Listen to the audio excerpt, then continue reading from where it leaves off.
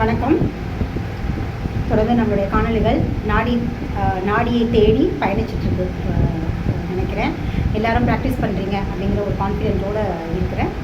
Practice பண்ணுங்கள். தொடர்ந்து ஒவ்வொரு நாளும் நான் கொடுக்குற அந்த பர்டிகுலர் திங்கை மட்டும் ப்ராக்டிஸ் பண்ணிங்க அப்படின்னாலே கொஞ்ச நாள் நாடி பார்க்குறது அப்படிங்கிறது ரொம்ப ஈஸியாக உங்களுக்கு வந்துடும். ஒன்றும் பெரிய விஷயம்லாம் எதுவுமே இல்லை.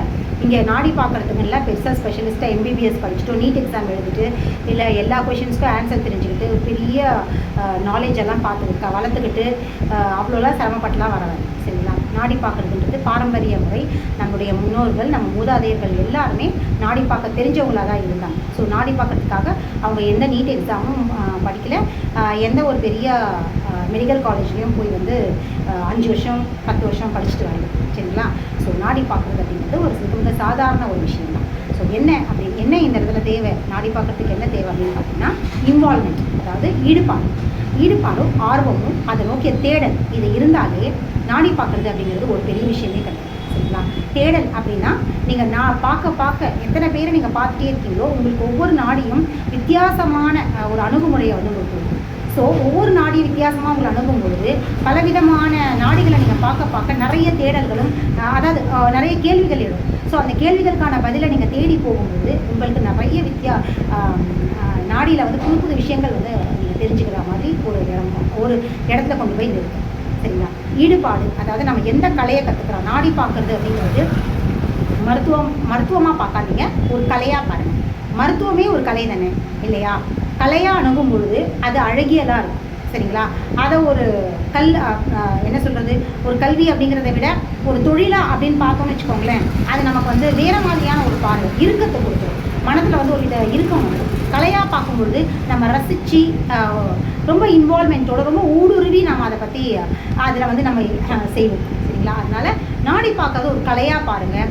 யாரெல்லாம் சும்மா உங்களுக்கு ஃப்ரெண்ட்ஸ் சர்க்கிளில் வீட்டில் இருக்கிறவங்களே கூட நீங்கள் திரும்பவும் பார்க்கலாம். ஏன்னா நாடி அப்படிங்கிறது ஒரே மாதிரி இருக்காது, மாற்றத்திற்குரியது. எப்போல்லாம் நம்மளுடைய எதிர்ப்பு சக்தி உடலில் ஏற்ற இறக்கத்தோடு இருக்கோ அப்போல்லாம் நாடி மாறிட்டே தான் இருக்கும். சரிங்களா? அந்த மூலகங்களில் மாற்றங்கள் நிகழ்ந்துகிட்டே தான் இருக்கும். பிரபஞ்சத்தில் இருக்கிற பஞ்சபூதங்களை எடுத்துக்கிட்டு ரிலீஸ் பண்ணிக்கிட்டு இதனால தான் நான் இதை சீர்கேடு அப்படிங்கிற வார்த்தையை நான் சொல்லவே மாட்டேன். இம்பேலன்ஸ், சீர்கேடு அப்படிங்கிற வார்த்தை பயன்பாடு ஏன் வேணாம் அப்படின்னு சொன்னேன்னா, ஒவ்வொரு நிமிஷமும் மாற்றத்திற்குரிய ஒரு நாடி எப்படி இம்பேலன்ஸாக இருக்கும். இம்பேலன்ஸாகவோ சீர்கேடாகவோ இருந்தால் அப்போ அது அப்படியே தானே மெயின்டைன் பண்ணணும். ஆமாவா இல்லையா? அப்படியே தானே இருக்கணும். சீர்கேடு அடைஞ்சிருக்கு அப்படின்னா அது அப்படியே மெயின்டைன் ஆகும். அப்போது இதில் என்ன புரிஞ்சுக்கலாம் அப்படின்னா, நாடி என்ன அறிவுறுத்துது அந்த இடத்துல நமக்கு இந்த கையில் பார்க்குற நாடி அதில் இருக்கிற விஷயங்கள் அழுத்தம் இருக்கா இல்லையா அப்படிங்கிறது என்ன அறிவுறுத்துது அப்படின்னு பார்த்தீங்கன்னா ரொம்ப சிம்பிள், புள்ளி தேர்வை அறிவுறுத்துது. எதற்கு நம்ம உடலுக்கு என்ன தேவை, ஒருத்தருடைய தேவை என்ன அப்படிங்கிறத அறிவுறுத்துது. நல்லா தெரிஞ்சுக்கோங்க. இப்போ ஒரு பழம் சாப்பிட்றோம், ஒரு பழம் சப்போட்டா இருக்குது. சப்போட்டாவுடைய 2 சுவைகள் என்ன? ஒன்று துவர்ப்பு, இன்னொன்று இனிப்பு இல்லையா? எந்த சுவை மறைஞ்சிருக்கும், எந்த சுவை வெளிப்படும் அப்படின்னு பார்த்தீங்கன்னா இனிப்பு வெளிப்படும், துவர்ப்பு மறைஞ்சிருக்கும். அவ்வளோதான், வேற ஒன்றும் இல்லை, இவ்வளோதான். இதே மாதிரி வெளிப்படுறதை பார்த்துட்டு நம்ம சீர்கேடு நினைக்கணும். அது வெளிப்படுறதை காட்டுறது.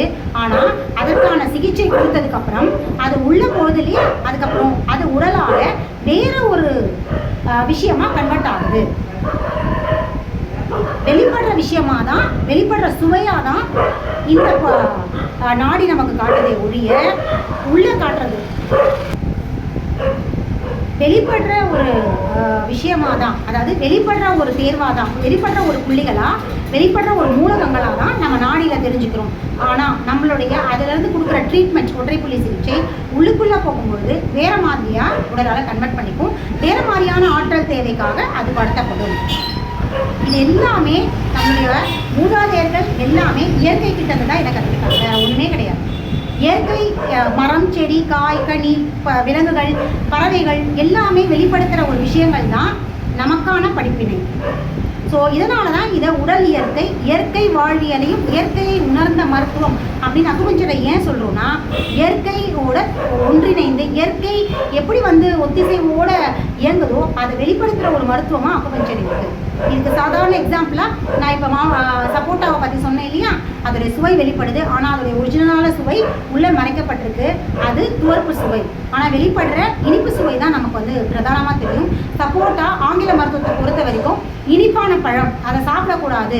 ஏன்னா அது சர்க்கரையை உடம்புல வந்து ரத்தத்தில் சர்க்கரையை அதிகரிக்கும். அப்போது இது எந்த மாதிரி பைத்தியக்காரத்தனமான ஒரு என்ன சொல்கிறது, பைத்தியக்காரத்தனமான ஒரு புரிதல் அப்படின்னு நல்லாவே தெரியுது இல்லையா.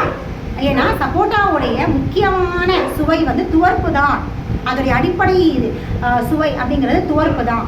அது மாற்றம், அதாவது அடுத்த சுவையாக மாறுது, அது இனிப்பாக மாறுது. ஆனால் அதோடைய மறைஞ்சிருக்கிற அசலான சுவைக்கு அது சுவையை தான் உடலால் எடுத்துக்கப்படும். சாப்பிடும் பொழுது நம்ம அந்த சப்போட்டாவை இனிப்பு சுவை நிறைந்த பழமாக சாப்பிட்டாலும் உடலுக்குள்ளே அது போகும்பொழுது துவர்ப்புக்கான ஒரு பழம், துவர்ப்பு நம்ம உடம்புக்கு தேவையான துவர்ப்பு சுவையை சமன் செய்கிற ஒரு பழமாக தான் அது உள்ளே போகுது.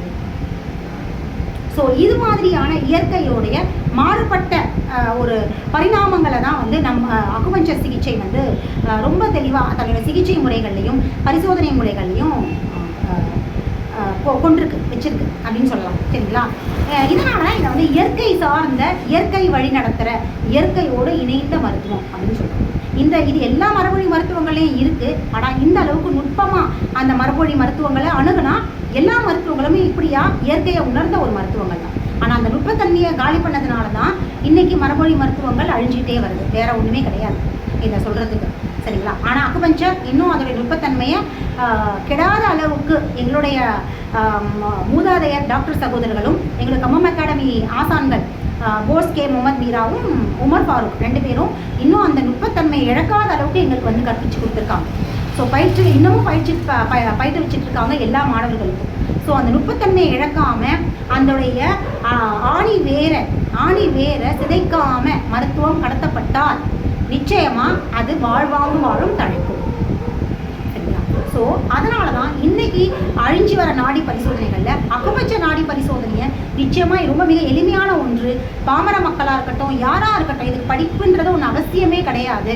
யார் வேணாலும் குழந்தை கூட இதை ரொம்ப ஈஸியாக கற்றுக்கலாம் அப்படிங்கிற ஒரு நோக்கில் தான் எல்லாருமே நாடி பார்க்க தெரிஞ்சிருக்கணும். நாடி பார்க்கறதுக்காக பெருசாக வைத்தியர்கள் தனியாக போய் அவங்கக்கிட்ட போய் தான் நாடியை பார்க்கணுன்ற அவசியம் இல்லை.